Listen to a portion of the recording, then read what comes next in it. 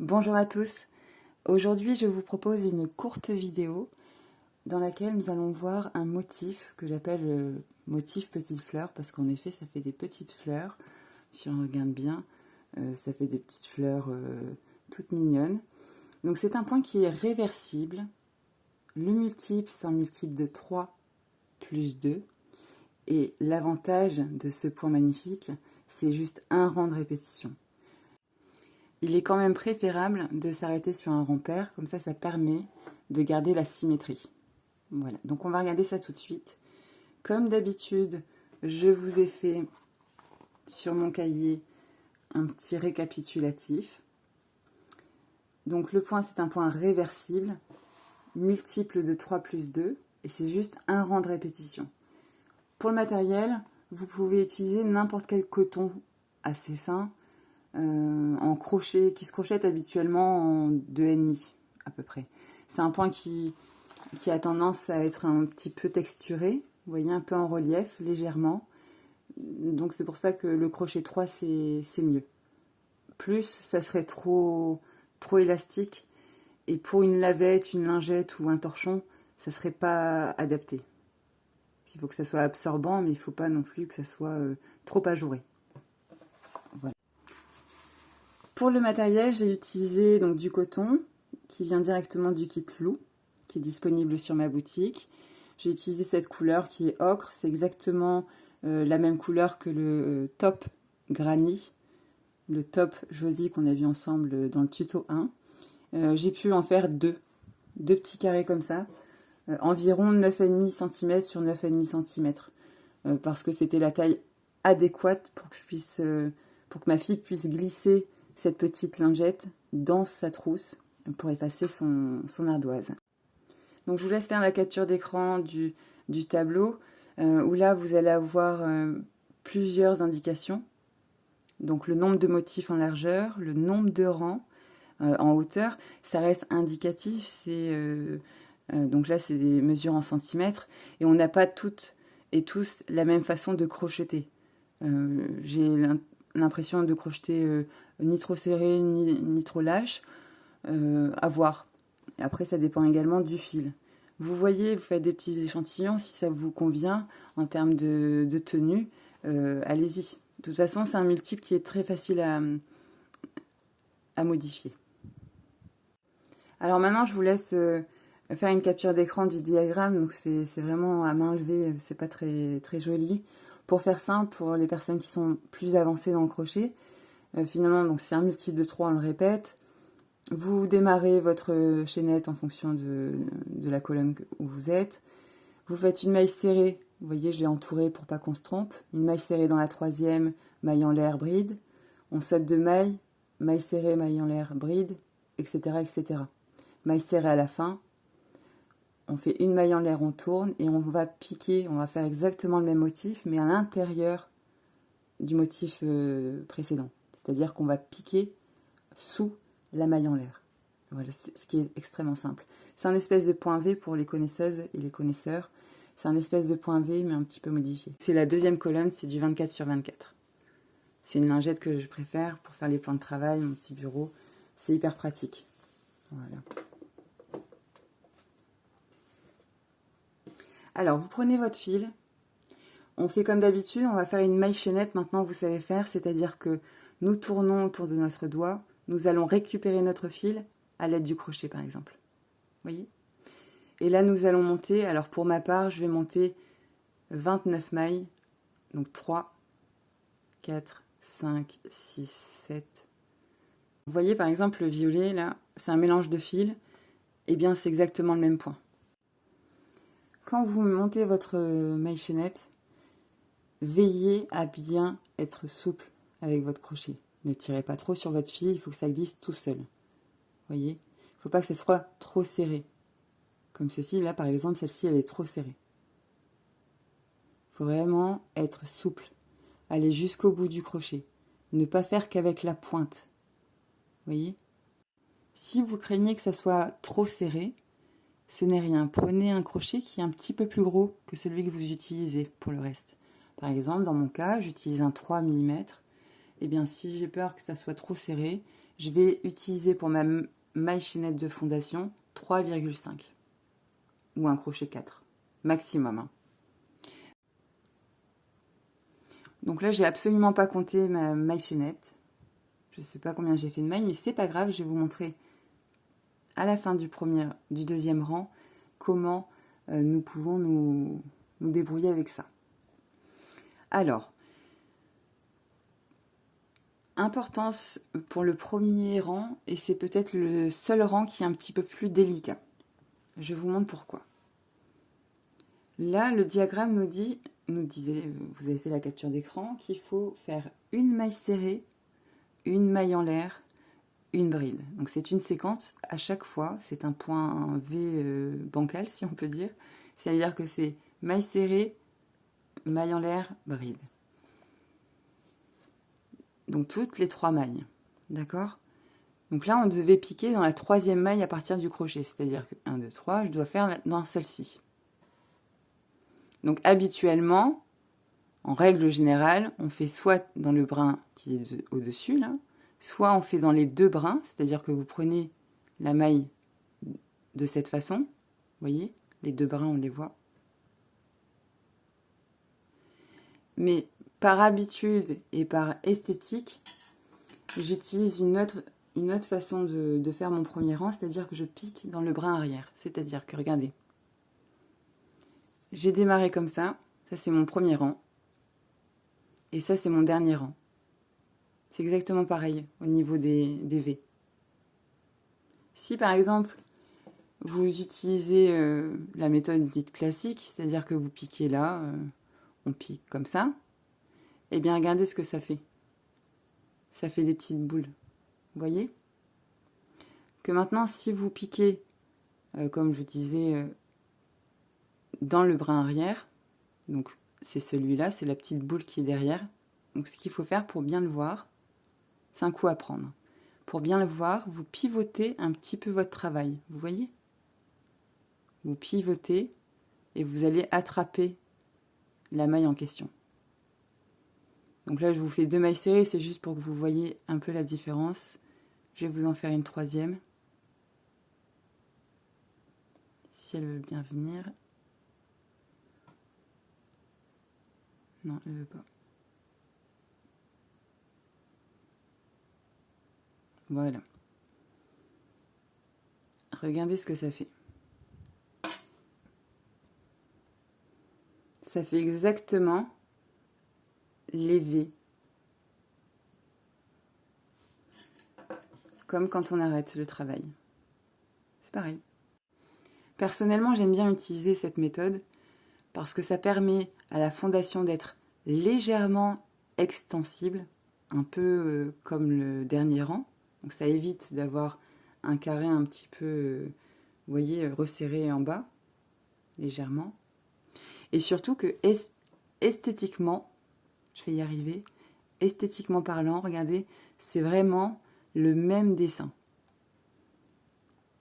Si on n'a pas l'habitude, on ne sait même pas dans quel sens c'est. Vous voyez? Alors, on continue. Donc, à force d'enlever des mailles chaînettes, je vais me retrouver avec 3 ou 4. J'en ai assez normalement, oui. Alors, pour faire le point, c'est hyper simple. 1, 2, 3, on doit aller dans la 3e. Donc nous, on va regarder les petites boules derrière. 1, 2, 3. Donc c'est celle-ci, la petite boule. C'est le rang le plus délicat si on passe par les petites boules comme ça. Surtout avec du coton, parce que des fois, le coton, il a tendance à se dédoubler un petit peu. Si vous avez besoin de vous entraîner, faites-le sur un fil acrylique, pas trop gros non plus. Vous verrez. Donc ça, c'est la séquence qu'on va répéter tout le temps, à savoir, je passe 2 mailles en l'air. 1, 2, celle-là, je ne les touche pas. Je vais dans la suivante, donc dans la 3e, je fais une maille serrée, une maille en l'air, une bride.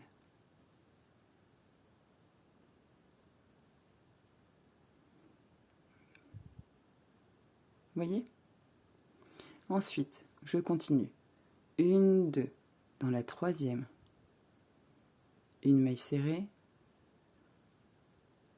une maille en l'air, une bride. Je vous ai dit, c'est extrêmement répétitif, c'est du bonheur ce point. Il y a un rang de répétition et en plus il est super beau et réversible. Il y a quand même beaucoup d'atouts ce point. Et on continue. C'est-à-dire que on regarde nos boules, 1, 2, dans la troisième boule qui est juste là, on refait notre séquence, une maille serrée, une maille en l'air, une bride. Et on continue. Ça, c'est un projet, petit projet qu'on a toujours besoin des lingettes, des gants, des torchons, des petits chiffons, vous voyez? C'est un projet qu'on peut regarder la télé avec. Après le rang 1, soyons sérieux, mais vous allez voir, c'est hyper addictif et en même temps, c'est vachement reposant. Ça se fait vraiment tout seul, regardez. Vous prenez votre troisième boule, vous faites votre maille serrée, maille en l'air et bride. 1, 2, 3. Maille serrée, maille en l'air et bride. Vous voyez à combien de motifs je suis? Et vous voyez, ça fait une petite ondulation. 3, 4, 5, 6, 7. J'ai 7 motifs. On va en rajouter 2. J'arrive à mon 8e motif plein. 1, 2, 3, 4, 5, 6, 7, 8. Donc le dernier motif, moi j'en avais besoin de 9, souvenez-vous. Nous allons faire juste une maille serrée. 1, 2, dans la troisième toujours. Et vous voyez tout ce qui me reste? Il me reste 6 mailles chaînettes. À la fin du rang numéro 2, je vous montrerai l'astuce pour arrêter votre travail comme si vous aviez fait exactement le bon nombre de mailles en l'air. Comme ça vous évite de compter. Pour le rang 2, vous allez faire une maille en l'air. Vous la faites bien souple, pas trop serrée, sinon ça va écraser votre motif. Et là vous tournez, donc pour vous tourner, je vous rappelle, le marqueur passe à gauche. Et là regardons d'un peu plus près. Donc là vous avez notre séquence de points.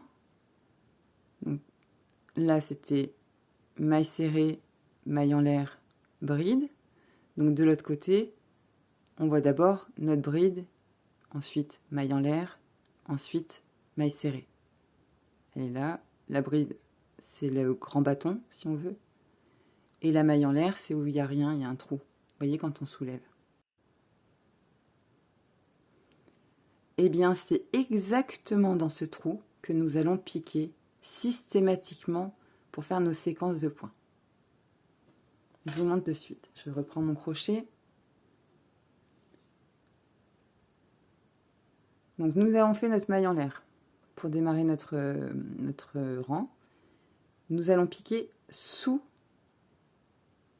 la maille en l'air. Et nous allons faire la même séquence, c'est-à-dire une maille serrée, maille en l'air, bride. Et on repique sur le suivant.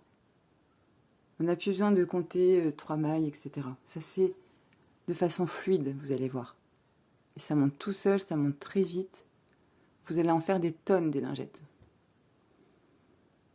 De toutes les couleurs, comme ça vous en avez une par pièce pour la maison. Et puis vous allez certainement trouver d'autres utilités. Vous me direz ce que vous en pensez en commentaire. Quelle utilité vous avez avec ce type de lingette. Peut être un bon cadeau aussi, une bonne idée cadeau. On peut l'ajouter dans un coffret de maquillage par exemple, ou avec des cotons démaquillants, des petites lingettes comme ça. Par exemple, faire une lingette qui fait 11 cm sur 11 cm. Ça fait un petit peu petit. Oui, j'aurais dit 11 cm. Et puis, c'est pas mal aussi ce type de format, par exemple, pour débarbouiller les bébés, pour s'éponger le front quand on ruisselle, comme en ce moment. Je m'avance et on se retrouve à la fin du rang. Donc j'arrive bientôt à la fin de mon rang. Donc dans mon dernier motif, vous voyez, je pique en plein dans le trou, c'est-à-dire sous la maille en l'air, et je fais ma maille serrée, la maille en l'air et la bride. Et souvenez-vous, au premier rang, nous avions fait une maille serrée pour caler notre travail, pour que ça retombe bien, sinon ça reste en l'air, vous voyez. Donc il faut bien qu'on cale quelque chose. Et bien là, notre maille serrée, je vais enlever mon marqueur en revanche, ce qui va me gêner. Notre maille serrée de fin, nous allons la piquer juste après la maille serrée du rang précédent. C'est-à-dire, donc là c'est mon motif, à l'intérieur de mon motif, j'ai fait mon motif. Très bien. Là, j'ai la maille serrée du rang précédent. Vous voyez avec les deux brins. Celle-ci, on ne s'en préoccupe pas. Juste à côté, vous avez une des deux mailles en l'air qu'on avait laissées en suspens tout à l'heure. Eh bien, c'est dans la première. C'est-à-dire juste après votre maille serrée du rang précédent, vous piquez dans les deux brins de la maille en l'air. D'accord? Alors, regardez. Je pique, je fais ma maille serrée. Même principe que tout à l'heure. Pour tourner, on fait maille en l'air. Je tourne mon travail et je pique en plein dans le motif précédent. Et je fais ma maille serrée, ma maille en l'air et ma bride. Et on continue comme ça jusqu'à la longueur souhaitée. Donc, pour votre information, j'avais fait 18 rangs. Je vais faire la même chose puisque comme ça, elle en aura un de rechange. Le temps que je lave celui-là, elle utilisera l'autre. Et donc, regardez. On continue comme ça. On poursuit dans le motif. Maille serrée, maille en l'air, bride. Avant de se retrouver à la fin du rang, je veux m'assurer que vous ayez bien compris pour clôturer votre rang. Il faut bien... Alors, j'arrive bientôt à la fin.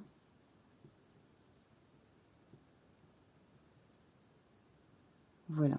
Donc, le dernier motif, on le fait normalement. C'est-à-dire que vous piquez vraiment en plein dans votre motif précédent. Vous faites votre maille serrée, maille en l'air, bride. Et là, regardez,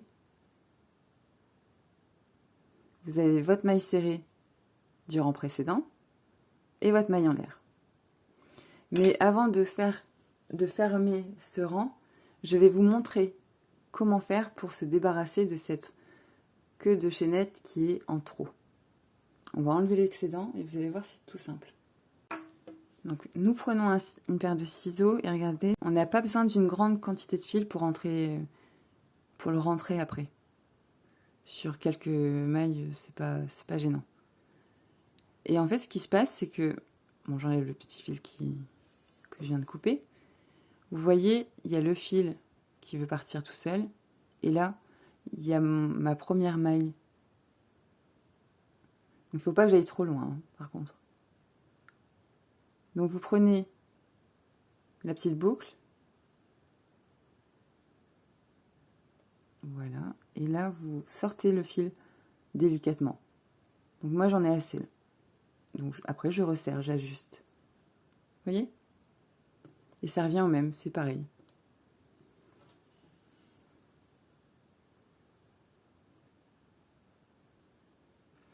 Donc maintenant, pour finir votre rang, donc là, nous sommes au deuxième rang, vous voyez, on a fait un motif là, un motif là. Donc c'est bien 2 rangs en hauteur. Donc notre maille serrée, elle est ici, on s'en préoccupe pas, mais on va piquer juste à côté. Donc on prend bien les 2 brins de notre maille en l'air du rang précédent. Vous voyez? Est-ce que vous voyez bien? Et on fait notre maille serrée normalement. On refait notre maille en l'air. On tourne notre travail et on refait notre motif. La séquence, maille serrée, maille en l'air, bride. On va à côté et on fait maille serrée, maille en l'air, bride. On poursuit comme ça jusqu'à la fin. Et à la fin,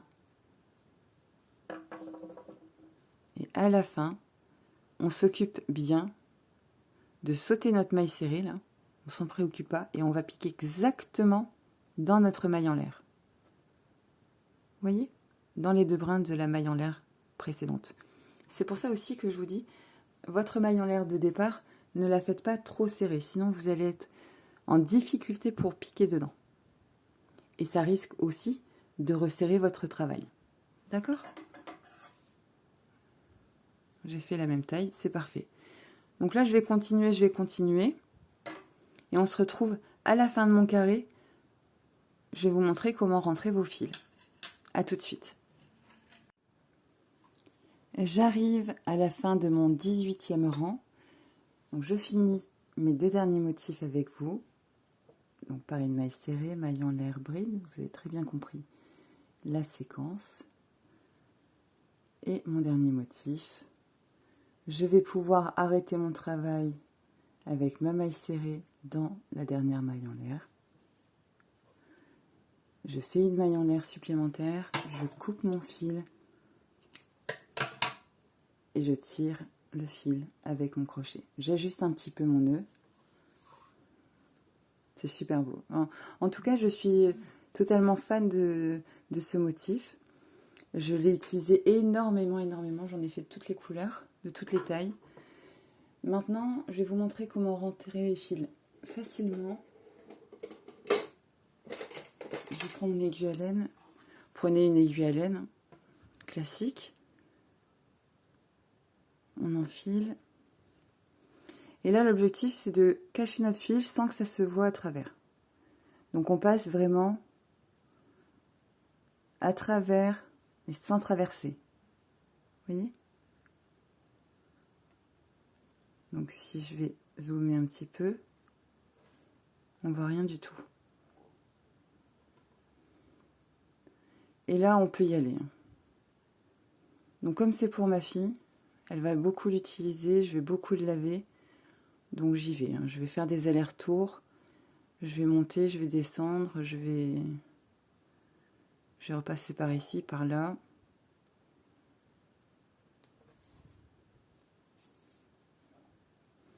Voilà, je vous laisse finir votre travail et je vous reprends quand j'ai rentré mes fils. Nous avons rentré nos fils, maintenant vous pouvez la laver et puis l'utiliser. Si vous souhaitez aller plus loin avec ce motif, petite fleur, n'hésitez pas à me retrouver vendredi pour qu'on discute ensemble de ce super pull sans manches pour les enfants qui est adaptable aussi pour les adultes. Je l'imaginais bien au-dessus d'une petite chemise manche longue pour la mi-saison, vous savez, pour la fin de l'automne par exemple. Dans le tuto, vous verrez, donc ça sera une taille 10 ans. Là, c'est une taille 5 ans. Dans le tuto, je vous montrerai une solution pour éviter la couture sur les côtés. Donc, il y aura 2 versions du pull. Mais c'est customisable à l'infini. Vous pouvez en mettre ce que vous voulez, des rayures, vous pouvez changer les couleurs, vous pouvez faire ce motif en haut et puis un autre en dessous. Enfin, vous voyez, avec la structure que je vais vous donner, avec le croquis que je vais vous donner, vous allez pouvoir faire plein d'autres points avec ce même schéma. D'accord ? Je vous dis à très bientôt. Donc demain sortira plusieurs focus, dont un sur les côtes, comme celle-ci, en maille serrée, mais également des petits formats, vous savez, des petits carrés comme ceci, en carré granit 3 versions, parce que je trouve que c'est très formateur, les petits carrés d'échantillons comme ceci, et puis en plus c'est toujours utile, hein. Moi, mes petits carrés granit, je les utilise par exemple pour des dessous de tasses, pour quand je bois ma tasse de thé par exemple, pour éviter d'en mettre partout. C'est du coton, c'est très absorbant. Et en même temps, ça vous permet de vous entraîner, ça vous apprend également d'autres points, d'autres astuces. Et en exclusivité dans ces 3 granny, vous allez avoir un modèle de haut femme sans manches. Donc profitez-en, je vous retrouve très vite. Merci pour votre écoute. À bientôt.